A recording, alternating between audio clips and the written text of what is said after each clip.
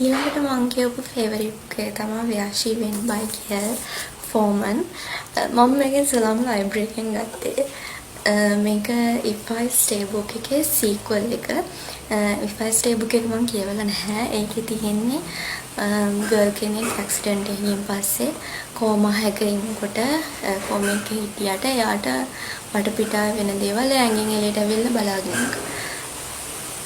හරිම හුලම් සද්දේ කිව්වා සද්ද කරනවා යනවා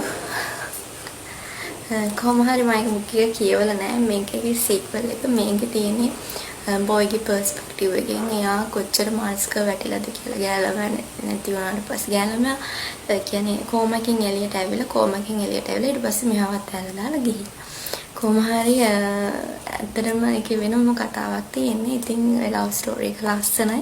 ලව් ස්ටෝරි එකට වඩා මම මේකේ මේන් මේල් කැරක්ටර් එක තියෙන චරිතයට හරිම ආසයි. ඒකයි මම මේකට 5 star එකක් දුන්නේ. ඉතින් කියවන්න කැමති නම් මං වගේ කවුරුත් කියවන ඉන්නවද නැහැ. සීක්වල් එකක් වුණා කමන්නේ නැත්නම් කියවන ඉන්නවනම් කියවන්න නැත්නම් If I Stay book එක කියවලා ඉවර වෙලා මේක